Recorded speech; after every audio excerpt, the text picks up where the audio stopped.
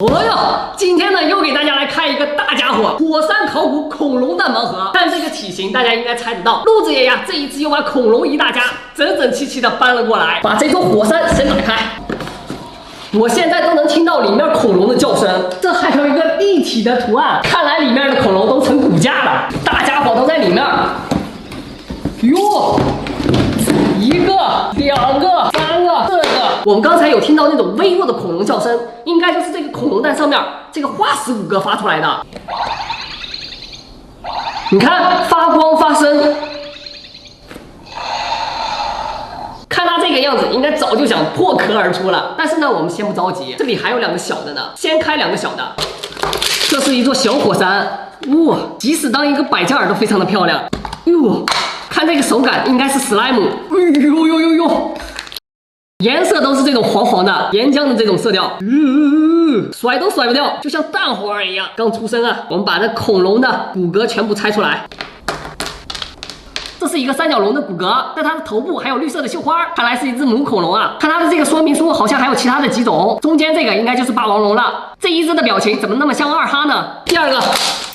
这可是正儿八经的一个恐龙蛋，里面也是一个大袋子，一个说明书。这一次的恐龙完全不一样了，起码有肉了，不是骨骼。中间这个红色的霸王龙看起来不错，就变成三个小的了。果然想什么来什么，霸王龙的头我已经看到了，这个是被冻起来了，还有尾巴，一个头，这个直接就是一个身体。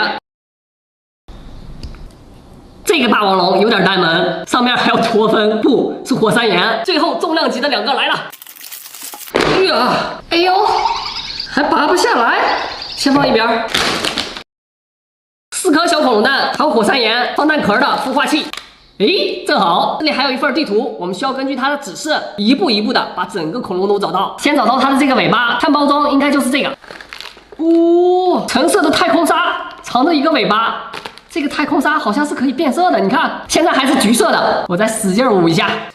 神奇不神奇？第二个找到它的爪子，没问题，就是它了。里面还是火山泥，跟前面的一样。哦，找到了它的脚。通过这两只脚，大家猜出来是什么恐龙了吗？第三个肯定就是我们这个火山了。这个里面是火山沙，跟我们刚才玩的那种泥还不一样。瞧，真正的沙子。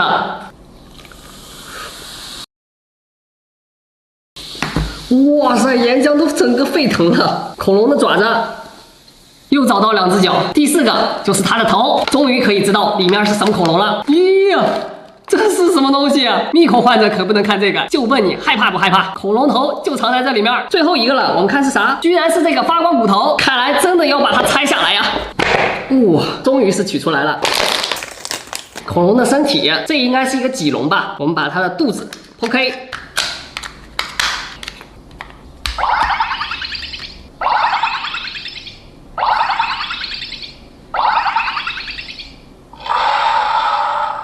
再来看这几个恐龙蛋，北极狐、三角龙、牛，哟，恐龙蛋化石，这个有意思，第一次猜到这种的。最后还剩下1颗恐龙蛋，你们猜这里面会是什么？